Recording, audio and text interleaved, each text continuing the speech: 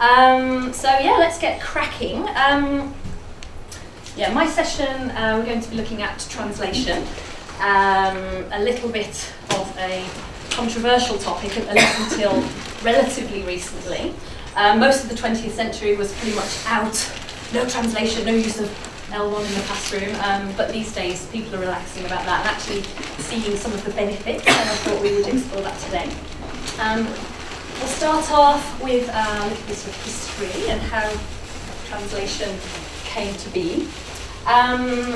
So in the literature, I guess, though as we know there's often disparity between the literature and what happens in actual classrooms. But in the literature, we started off, there's a clue in the name, the grammar translation method, which was very, very popular and was pretty much the only way that languages were taught until the lits came along, and we started off with the direct method, where suddenly translation was frowned upon and became a little bit of a no-no for various reasons. And then basically, throughout the 20th century, various other methods emerged: audiolingualism, communicative language teaching, even task-based learning, content language integrated learning, i.e. English as a medium instruction learning. All of these came along with a very much, you must not use the first language of your learners in the classroom. And so in response to that, I guess people have rebelled a little bit, and we've started to look again at how the learner's first language can be used as a resource, not so much as a barrier to language learning or to second and additional language learning. As I said, what the distinction between the literature and the classroom, yes, we're not talking about what happens in classrooms, because probably throughout the 20th century, despite what all these academics and theorists were saying, we still probably had a lot of first language use in the classroom.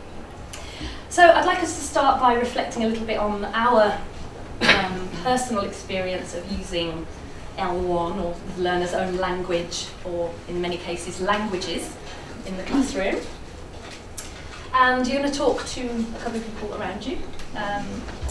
Do you use, or allow, encourage your learners to use their own language or languages in your classrooms? If so, is it more of a planned activity or just incidental? Do you feel like you're cheating when you use your learner's first language in the classroom? And thirdly, what would you say are the pros and cons of using the learner's own language in the classroom? So do you want to get together with some people around for a couple of minutes? Personally,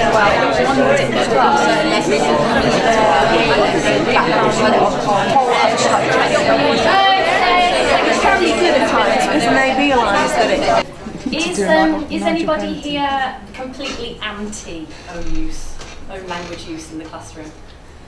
No. Okay. Oh, okay. That's cool. So we'll look now at some of the arguments against using the learner's own language in the classroom that came about in the early 20th century, or late 19th, earliest 20th century, that gave rise to these methods. And then some sort of more modern rebuttals to those arguments. So I guess the first one is, arguing against use of the learner's own language in class is that it's inefficient, that learning your second or additional language should replicate somehow the way that you learned your first. And this common myth or common belief that learners should be learning to think in the target language. The idea being that we go straight from our idea about the world that we want to express, and we think about it in English, and it comes out in English. And that seems, it's very alluring for people, not just for teachers, not just for language school owners, but also for learners themselves. They subscribe to this idea, I want to think in English. This L1 is like a barrier or a detour from the concept to English, or that's how it's seen anyway. However, a lot of research has been done proving that only when you get to a very high level can you think in the additional language. I remember the first time I had a dream in Spanish. I was so impressed and so happy with that. So, according to someone who I wrote down there, but's quoted in Philip Kerr's amazing book, that thought takes place in our own language thought takes place in our own language for all but the very most advanced learners, C1 and above, he quoted.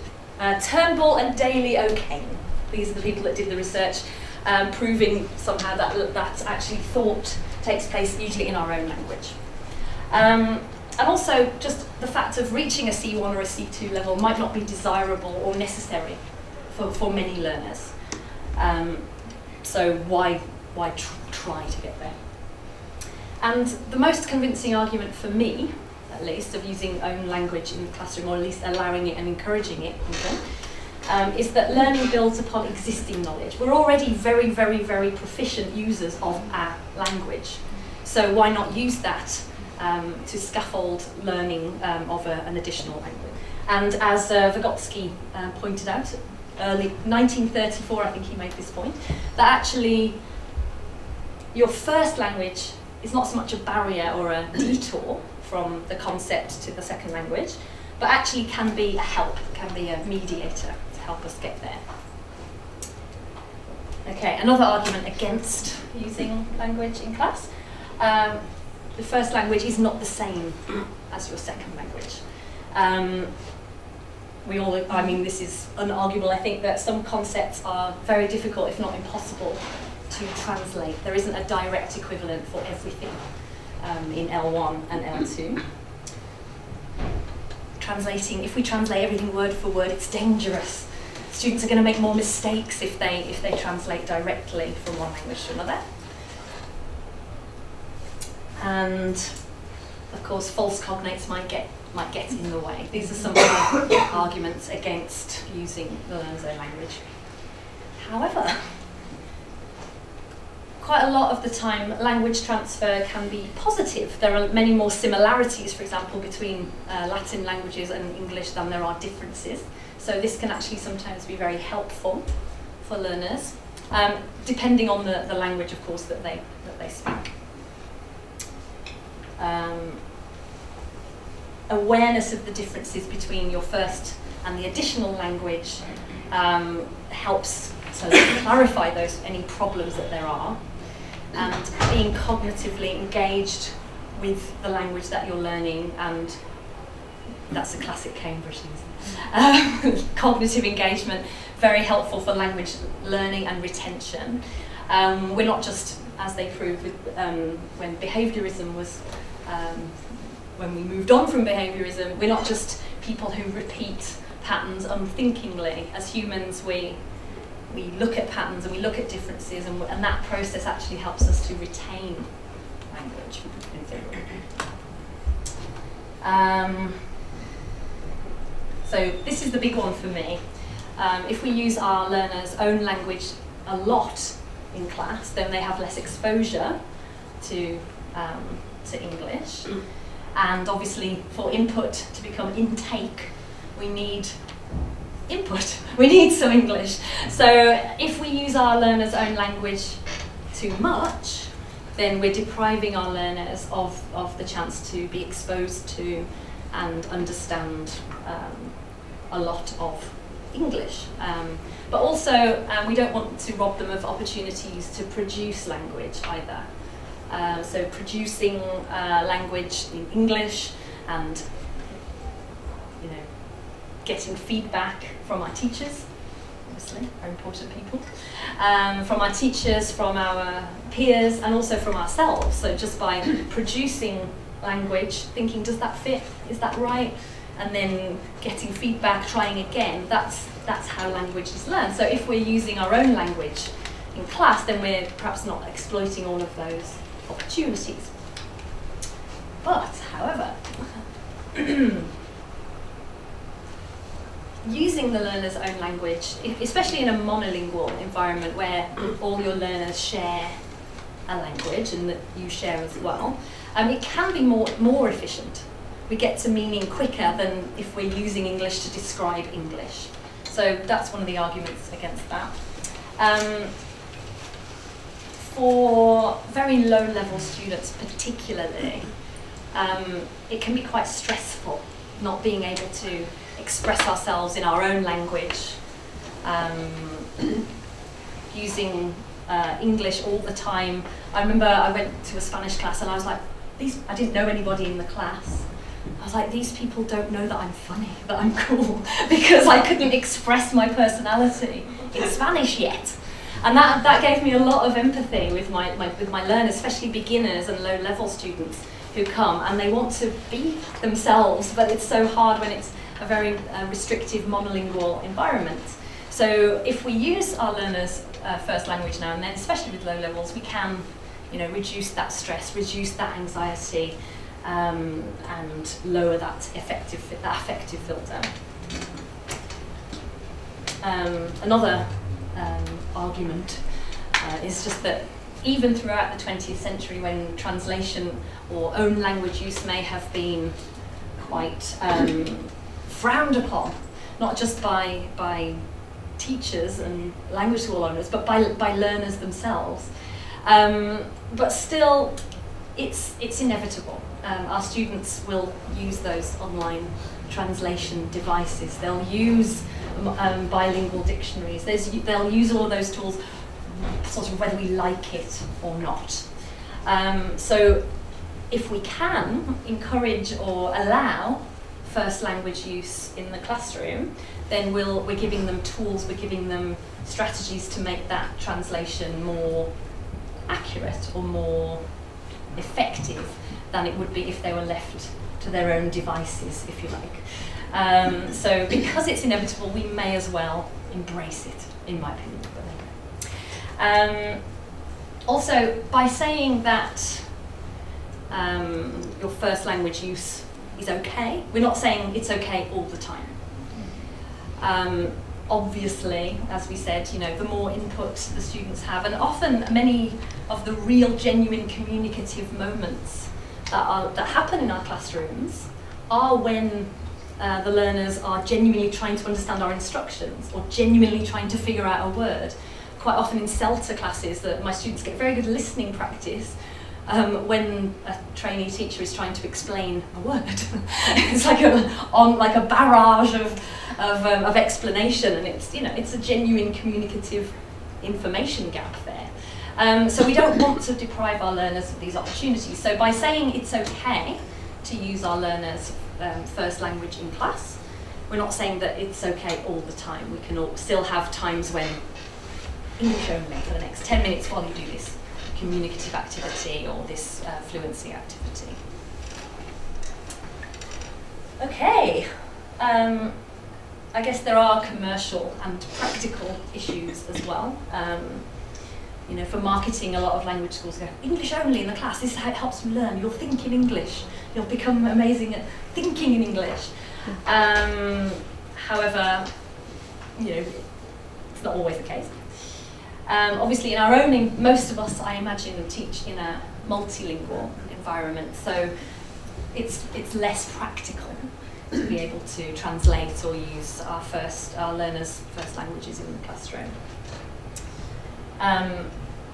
In situations like myself, when I was a new teacher, I went to Poland and taught for a couple of years in Poland, and my Polish now consists of about 14 words that I still teach to my CELTA trainees in the demos of unknown language lesson. That's pretty much the only thing that remains about my own Polish knowledge.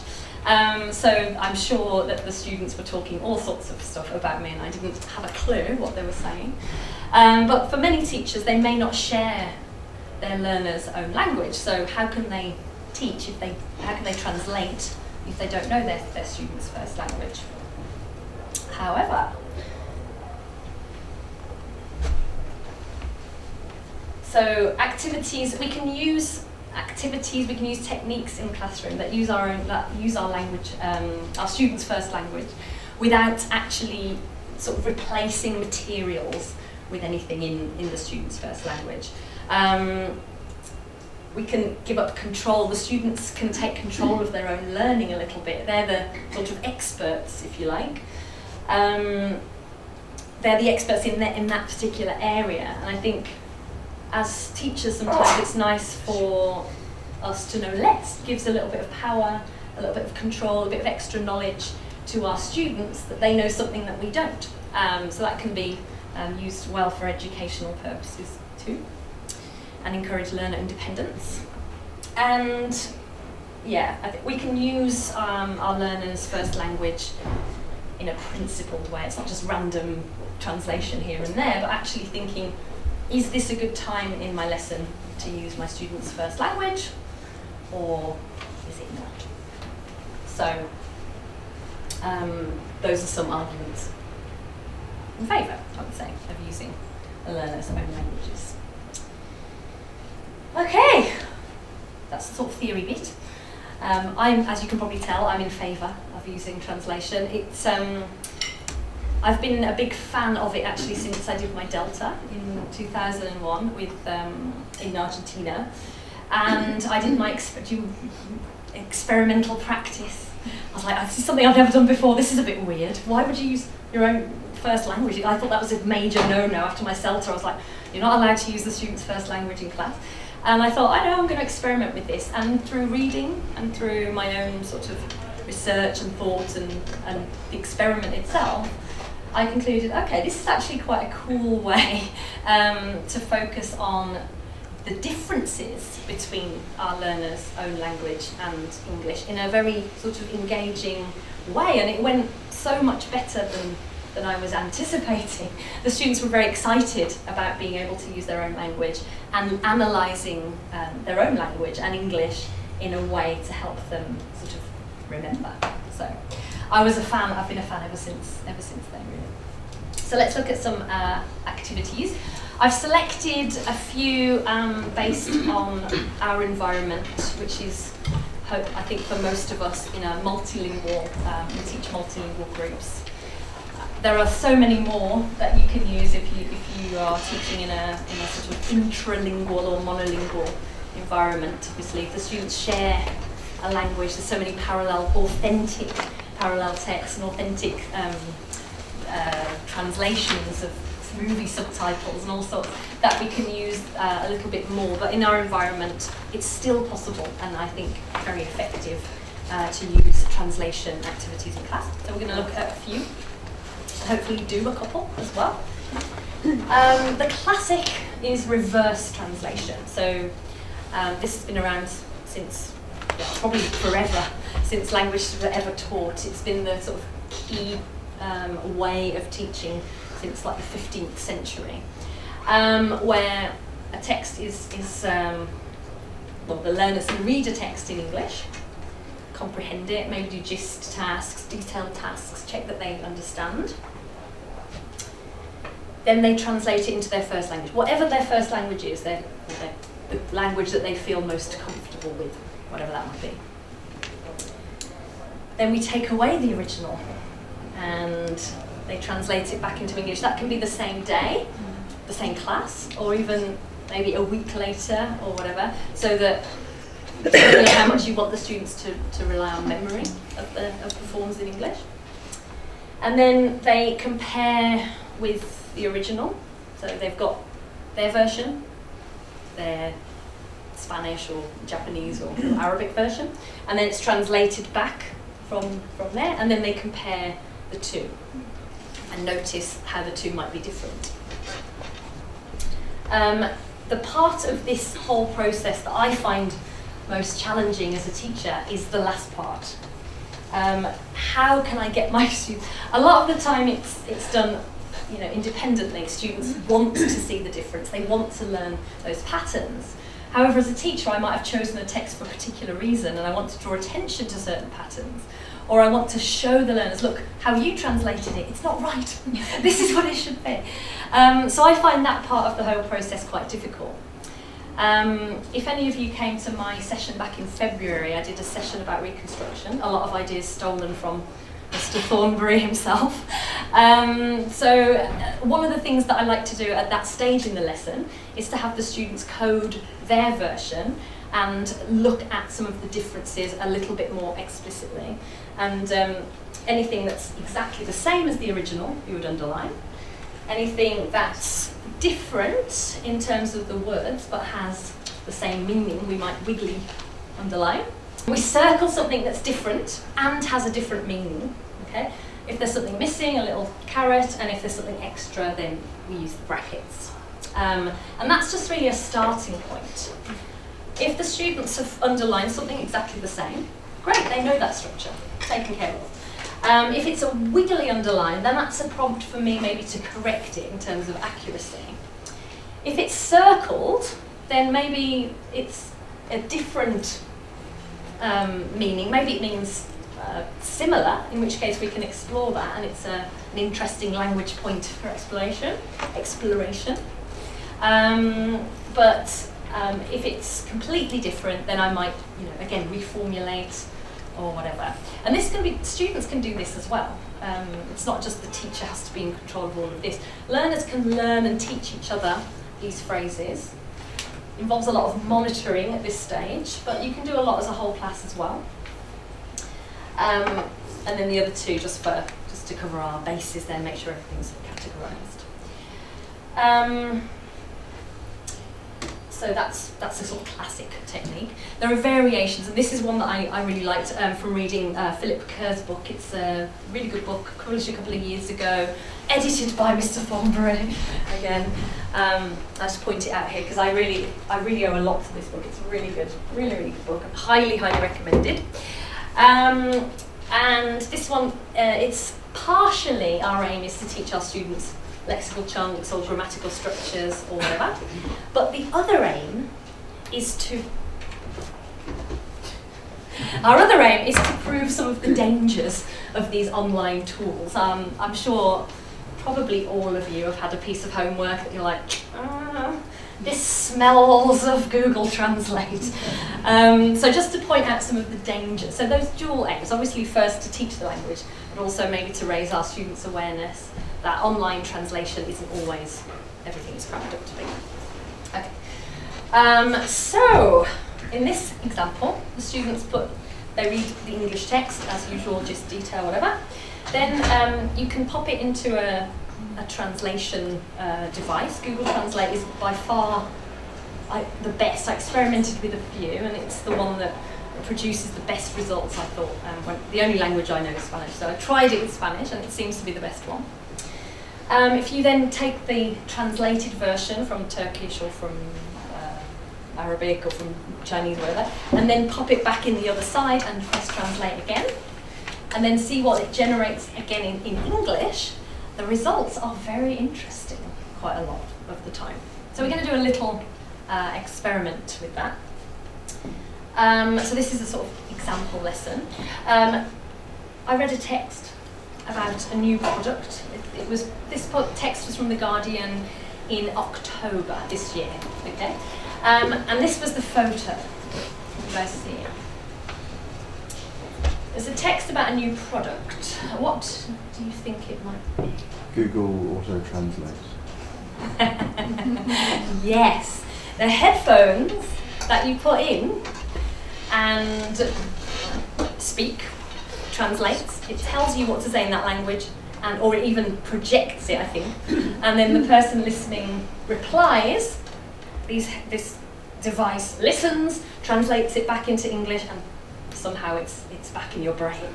They're like magic headphones, similar to the Babel fish from Douglas Adams' Hitchhiker's Guide. So anyway, so this is becoming reality, which is quite scary.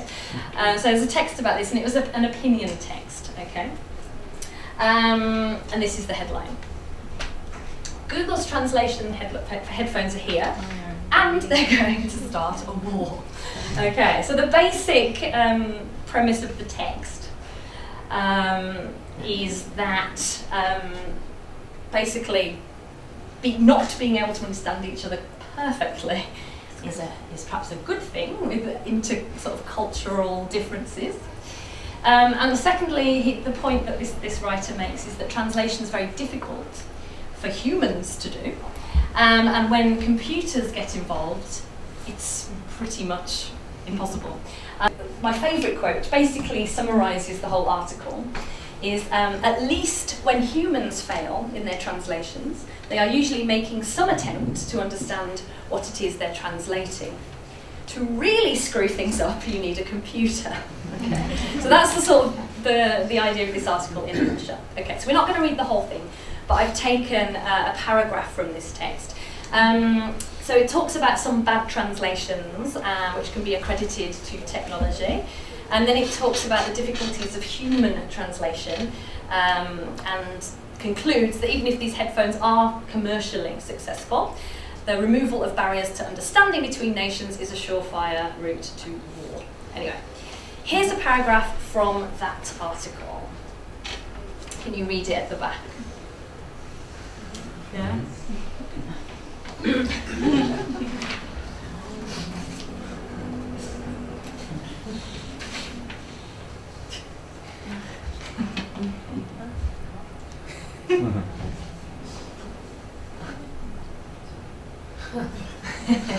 So yeah, perhaps it's better if people don't understand what you're saying. Okay.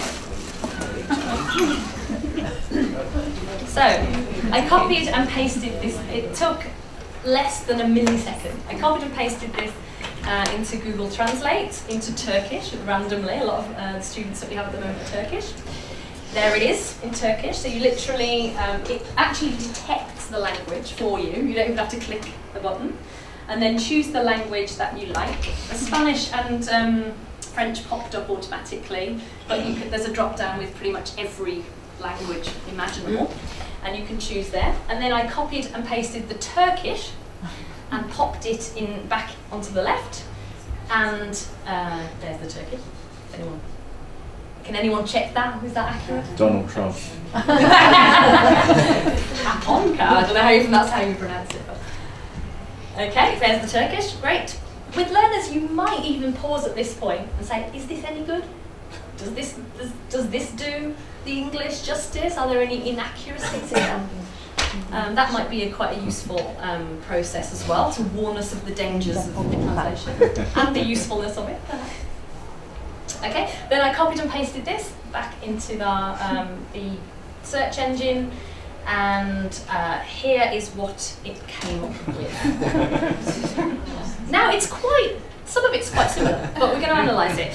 What I'd like us to do, just to experiment a little bit, is to code my translation. So here at the top we have the original.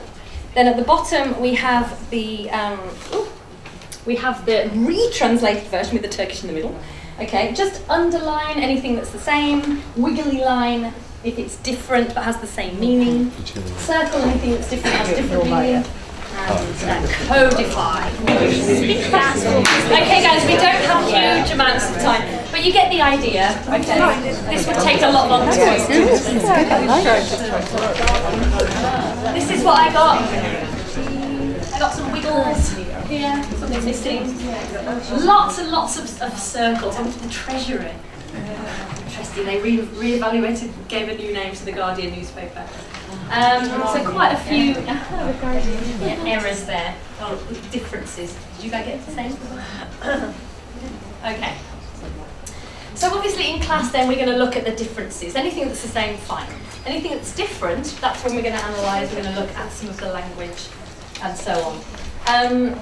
Here are some of the lexical phrases, chunks that I might draw my learners' attention to. Spare a thought, that's a nice one. The other way round, nice collocation there. Driving to distraction, very different from to distract him. It's very different.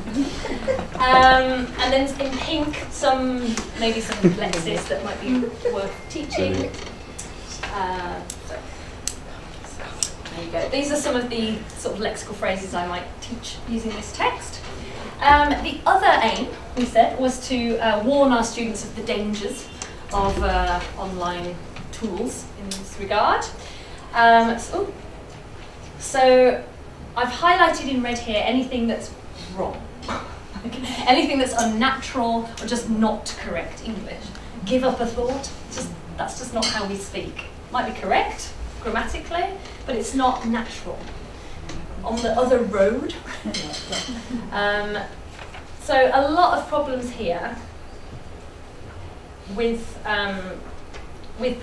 sort of these technical tools. Again, you need a computer to really screw up translation. And this one. Okay, it's not bad, it's not that bad. However, you want to warn your students that perhaps don't rely on it for your homework. Brains, you as a human, you're better at English than Google Translate. Okay, so that's reverse translation, a couple of examples. Another way of using reverse translation is through a gapped translation. So same thing, the students translate a text into their own language. Or use an online tool if you want it to be faster. They have that as a reference, so the meaning is there on the page for them. It's quite direct, easy way for them to convey the meaning on the page. And then in pairs or in groups, the students compete, try and guess the words that are in the gaps, and we reconstruct the paragraph. We try and reconstruct the original, focusing on the missing words, the missing lexical phrases. The way I do that practically in class is one team has a green pen, one team has a blue pen, one team has a black pen, and if they guess it, I write it in their colour, and then we tot it up at the end and see who's the winner. Okay. So lots of different ways to use reverse translation. This one, I call it not backs to the board, backs to the pizarra, which is the Spanish word for board. So it can be used after any sort of gap fill activity. I find that it works really well with verb patterns, like if you're helping your students with like gerunds, infinitives, those sorts of things. This is a nice way to do it. So get them to do the activity, write the answers on the board, nothing radical so far. Then they translate their sentences into their own language. And then we have half the class facing the board. So half the class can see the correct English. The other half can only see their translation. Okay? The people who can see the board are the teachers, and the people who cannot see the board are the students. The teachers say, so, what's number one? And the student looks at their translation, and they try to remember it exactly, try to remember it accurately in English, and the teachers prompt them to correct, okay? This is an idea from Outcomes that I used to use as a course book by Hugh Della and Andrew Walkley. And this was an example of a time that I did use it with, recommend. Everybody messes that up, right? So there's 6 nice, natural examples of recommend. Students have translated them into their language, and we try and remember accurately how to use it. So, where would you recommend me to go? No, not to. So yes, that's a fun one, and you can use it at any moment. Lots of other ideas. I think this is from your book, Scott. Instant translation dictation. So the teacher reads out some English sentences, the students cannot write them in English, they have to interpret the meaning and write them down in their own language. Okay. Then they work together. If there's people in your class who speak all both the same language, they can work together and retranslate them, or work on their own if they're the only speaker of a certain language in their class. Retranslate them back into English, again compare with the original, notice the gap, the difference between the two. That's from Grammar, I believe. Yeah, whatever, maybe. And particularly good again with verb patterns, where the meaning perhaps isn't the most challenging thing about these sentences, but the form and accuracy and seeing how the words are formed and fit together, those sorts of structures often make the best for this sort of activity. If you can get them, parallel text, so the teacher might choose a scene from a movie, or a portion of a book, or something, or a newspaper article, The students for homework can try and find a version of that in their language, and then come into class and translate and compare with the original. That's another way of doing it. Another one, I think, from this Philip Kerr's book, where you choose, or the learners choose an article from maybe a newspaper that's quite current on an international theme, and find a version from their language, a version from an English newspaper, and see if there's any language that's useful and similar between the two. So lots of ways that you can use the students' homework in this way, and they can find texts that they find interesting to translate. So lots and lots of different things. I owe a lot to Philip, who really helped me with this session. This is his book, Translation and Own Language Activities. Highly recommend it, really good. And a lot of references here. Thanks to all of these people who were very inspiring. And please like us on Facebook and follow us on Twitter. Do you have any questions at all? Great. You're like, no, I want more wine. I want more. Great. Fill your glass, and we'll have a 15-minute break. Back for Scott in about 15 minutes. Thank you.